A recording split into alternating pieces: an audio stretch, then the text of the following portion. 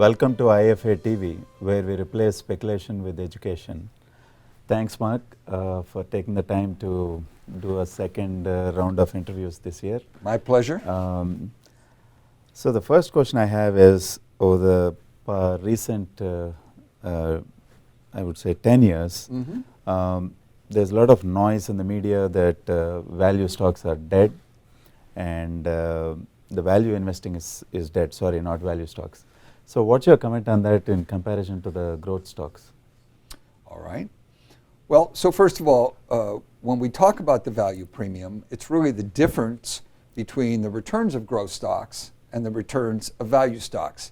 And maybe we should start by looking at that data and then move forward to the last 10 years.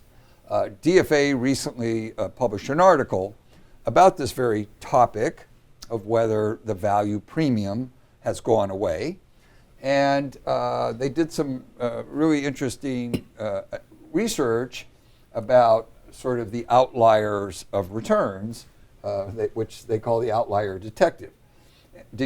And what they looked at is the long-term return, in this case about 93 years, of growth stocks, okay?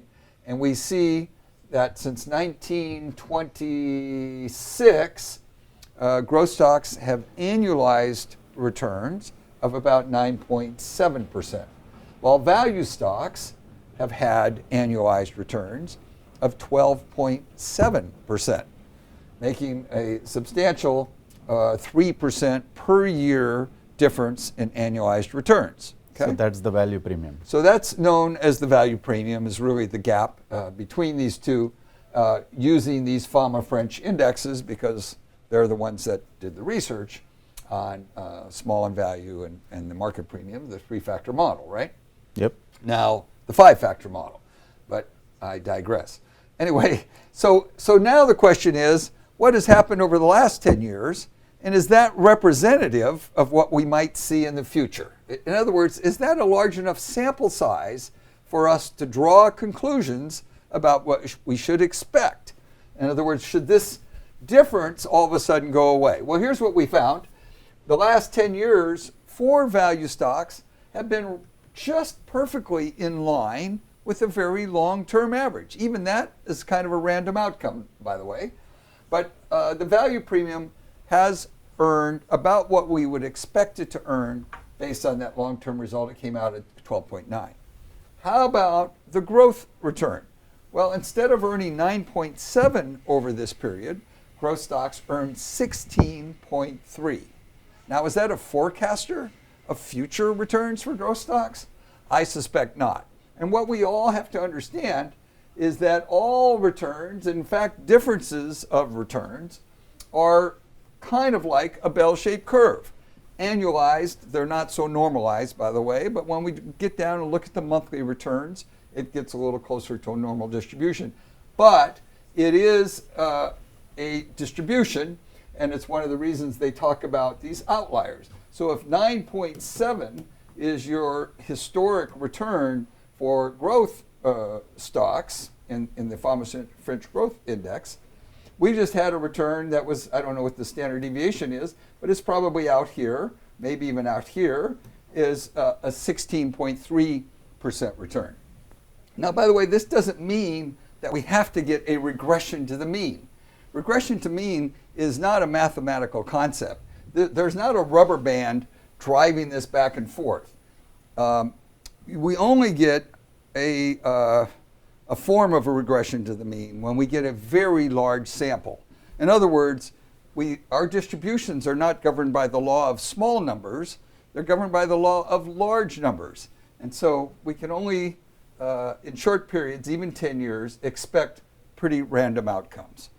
Now, even for the value premium, when you go look at different periods of time, we see this average of 12.7, but we see different returns, value return in this case. We're not really looking at the premium.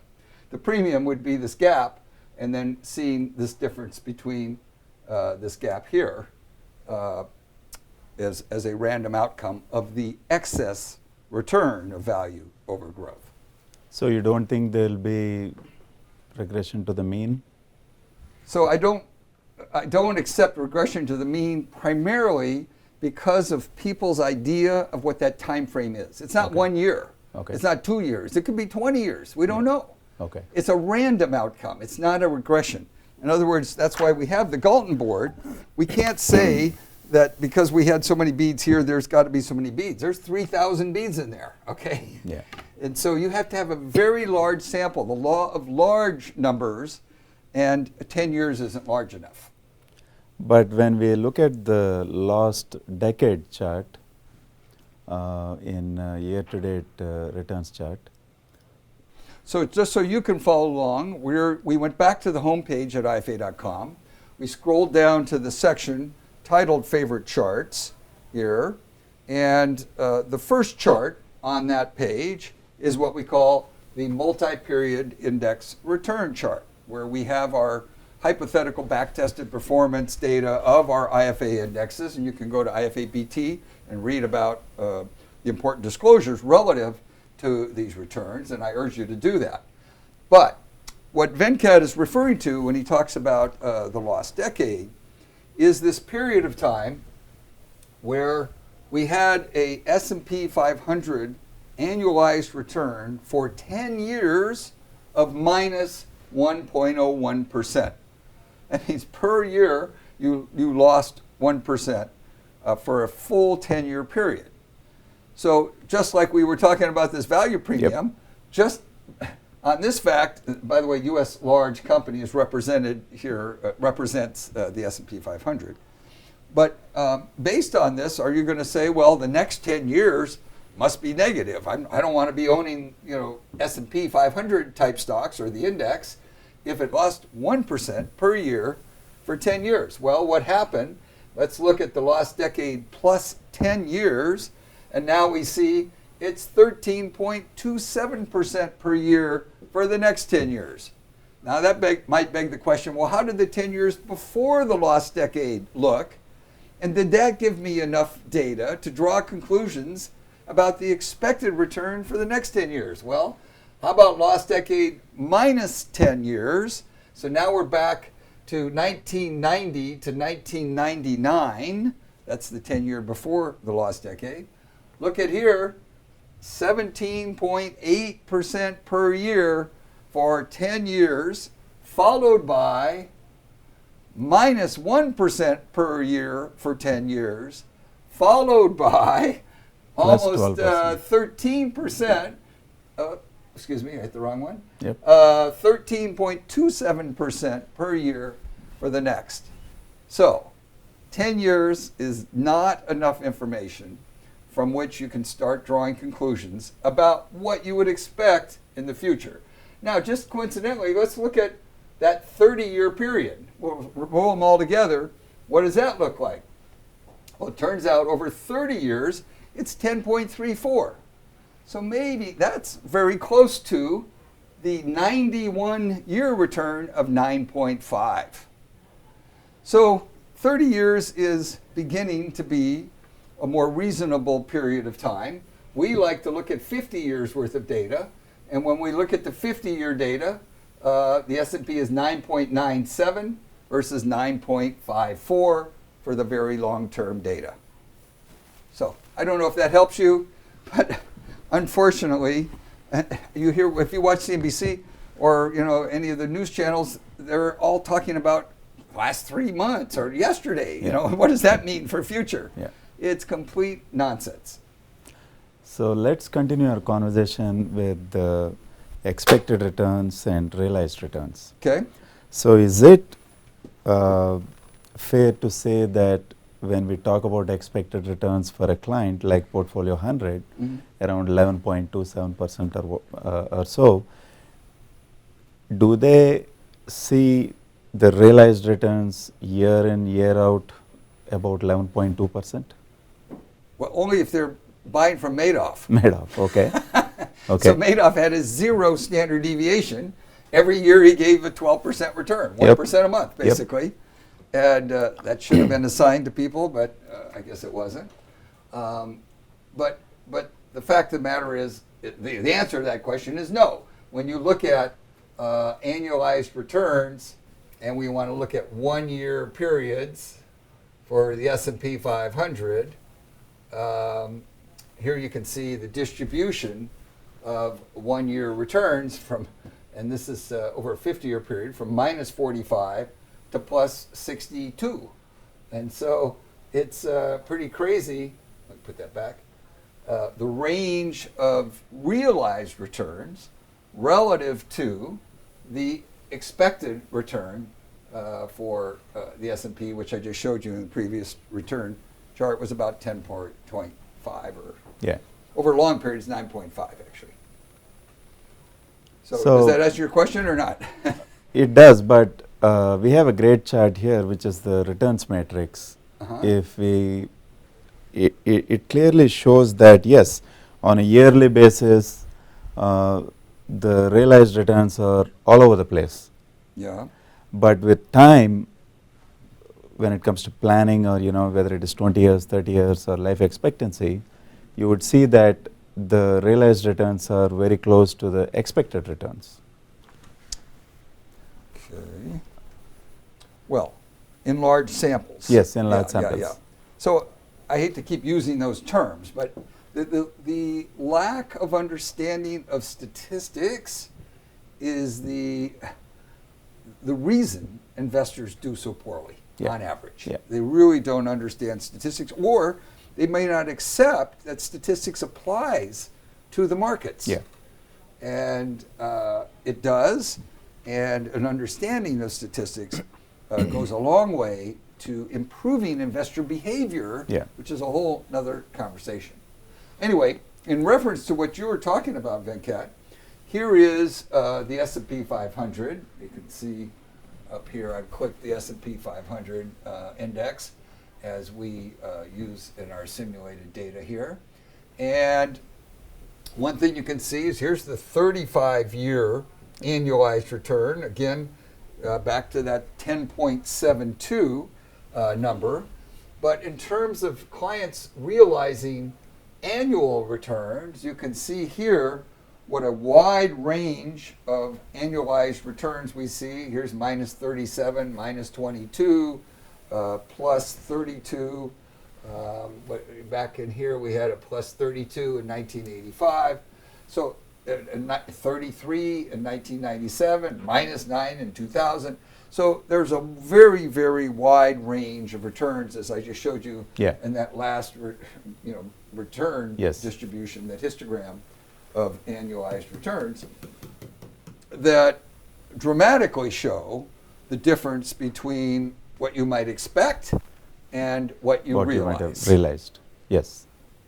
Now, as you hold it longer and longer, the differences in these numbers become less and less. That's, to me, one of the most valuable parts of using the returns matrix is when I go down the diagonal and I look at all the 25 annual rolling returns. So we see 7.8, 10.5, 9.9, 9.25. Those numbers are pretty close together because we have a reasonable sample size of 25 years. Yes. Which gives us a nice averaging of the longer period data. So how can we help clients, or to focus on 25 years or 30 years, whatever is their life expectancy in terms of, rather than focusing on... That's a $64 million question, I'll tell you. Instead of focusing on this 1 year, because this is meaningless. Yes, these are realized returns in a particular year, but the outcome in terms of retirement planning or financial planning is something beyond 25 or 30 years on average.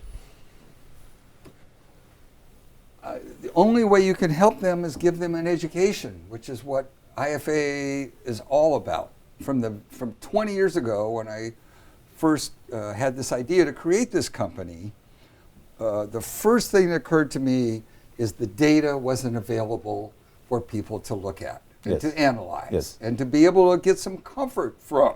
Yes. And that's pretty much what you can do. You can show them this data that says, no matter what 25-year period we looked at, you did quite well. Exactly. But it's 25 years. Yes. It's not 5, it's not 10. You just saw the wide range of returns in 10-year periods. Yes. From 18 to -1 to 13. It's like, wow. So patience and understanding of capital markets and understanding of statistics are all requirements to help investors capture the returns that are there to be earned. In terms of investors, I feel that behavior risk, advisor risk is one of another important risk that they should consider when it comes to working with an advisor. Can you talk a little bit about the advisor risk and how it plays into Sure. the portfolio returns? So I think advisor risk is one of the most overlooked risks for investors. And it doesn't have to be a professional advisor. If you're an individual investor, you are the advisor. Yes. Okay? Yes. You're taking guidance, based on your own research, your own understanding, your own interpretation of what you're reading, daily out there in the blogs or in the papers or hearing on CNBC or Bloomberg, wherever you get your financial information, Fox Business. And so the risk of accepting this advice, either from a professional or from yourself, to me is really, really big. Vanguard tried to quantify it and came up with various numbers. At one point, they were at 3%, what they called advisor alpha. Yeah. But that was using the professional advisor. What a good professional advisor can add over a do-it-yourself type investor. So clearly, we're in a realm where data is hard to get a hold of. Yes. Okay, I often remind investors, where's the data on client cash? We have clients all the time. They're sitting on cash. Yeah. They've got it in their bank or their savings account. Oh, we don't want to put it in the market now. We're at a new high, or whatever it might be. I haven't seen any data on that. Yeah. There's a ton of that lowers the average return of a client's entire investable assets because it's not even in the market. Yeah. Okay. But anyway, there's a lot of problem there. So again, when I went to create this company, I wanted to think about how we could minimize our risk to a potential client who was looking at hiring us. When you say our risk, advisor risk. The advisor Yes. risk, how we could minimize our advisor risk from the perspective of the client, right? Yeah. And the answer that came to me was provide them data.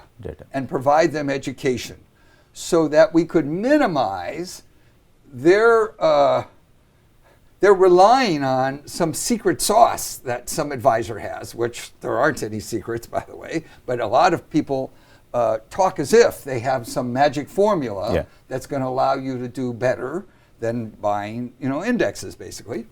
But even if you're buying indexes, it's a question of staying invested. It's a question of rebalancing your portfolio. It's a question of tax loss harvesting and doing all kinds of proper investing techniques. So another one is the hybrid allocation between taxable accounts and non tax deferred or tax free accounts. And so there's a whole bunch of activities there that I've yet to see any individual investor, and in fact, many professional investors, quote unquote, that are not fully utilizing all the techniques they could to improve the investors' returns and to minimize their risk for the clients. So to me, the first and foremost way to minimize the risk is basically full disclosure of what the client can expect when they become a client. Yeah. Here's what our fees are. Here's the activities we'll do for you. And to make it very clear what they should expect, even in terms of what they might lose in their investments, and disclosing losses in bad periods, disclosing percentages of times that we have different returns. I mean, here's one of the things we were just talking about. We were just talking about value, but here's small value versus large growth. And looking at basically the odds of experiencing, doing better in one asset class versus another. You don't get this kind of data from other websites, from other advisors out there. And I think what we've done is we've set ourselves up is almost a standard of the lowest risk advisor through the education that we've provided. And this has been in 20 years of making? 20 years. 20 years in the making. Yeah. Every time a client asked me a question that I didn't have an answer for on my website, I would throw it up there. Yeah. And so we have lots of information to lower this risk of hiring an advisor. Great. And if you're hiring an advisor that's not giving you this information, then there's more uncertainty about what they might be doing for you. Absolutely. Absolutely. Okay. Thanks, Mark. So the next question I have is, recently, Big Short's Michael Burry interviewed with Bloomberg, and he was suggesting that index funds are like subprime CDOs. Mm-hmm. Any comments on that? Sure. So his premise was around this idea that we basically have a bubble among index funds because people are blindly buying them. And he's claiming a lack of price discovery in the market. I would disagree with that. I mean, we're only about 50% indexed among investments. And I will assure you, among the funds that are indexed, there are very few investors who are passively holding them or passively rebalancing them, or I don't know if you call that passive, properly rebalancing them at the right times, as we recommend. So it is not a complete passive type of holding of these index funds. So ETFs, for example, are traded like wildfire. Yeah. They're not passively held like the index was designed to do. Yeah. So I would disagree. I would say that there are plenty of willing buyers and willing sellers out there in the market going through this price discovery process of looking at the securities, looking at the uncertainty and the news of the moment. I got good news, I got bad news, and drawing conclusions about what price would set up the buyer to earn a risk-appropriate return. That's what markets are doing. That's the objective of price discovery, is to buy at a price that positions you as a buyer to earn your fair return in the future. And I just, I guess we'll never know, but maybe if we do have a crash, he's going to claim that he was correct. But my guess is if we have a market crash, it will have a lot more to do with bad economic conditions. That's what we had in 2008. The reason the price of securities went down in 2008 is for investors to be able to buy at a price that positions them to get their fair return, given all of that uncertainty, the economic uncertainty of 2008 and 2009. They basically had to buy at a price that was half or a little more than half what they would have paid before all this economic uncertainty. And so the stock market doesn't create bad economic conditions. They're just repricing securities for those bad economic conditions. And he continues to say in the same article that he likes small cap and small value stocks. Well, not only that, but he said that the indexes of small and value aren't bought as much. Well, that's basically our focus when we look around the world and we design our asset allocation between U.S., international, and emerging markets. In every geographic region, we have a small value tilt. That is small value so tilt. that I agree with, actually. Okay. Okay. Good point there, Michael. So next question I have for you is international value stocks. Yes. So if we look at the data sets and we compare it to US international value stocks have underperformed U.S. US value stocks. And Well, actually, Japan is one of, is Japan a largest exposure to international value? yes. So Japan is about 23% of the international value allocation by country. Okay. Okay? So we have a very large allocation there. And what we've seen, though, is Japan, for a very long period of time, what was it? Oh, I don't have it in here, but we had it in an email. So Japan, from 1990 to 2018, which is what, 38 years, has had a return of basically zero, an annualized return of zero, a total return of minus 0.03, I see. And so that has basically been a drag on international value relative to our U.S. value, or U.S. large even. So, so that's basically the answer. So the question really going forward is, do we think that Japanese companies, risky companies, will continue to have a zero cost of capital going forward? Now, that's a little bit of a mind bender for most people. Most people don't think about their returns as being the cost of capital of the firm and its shareholders.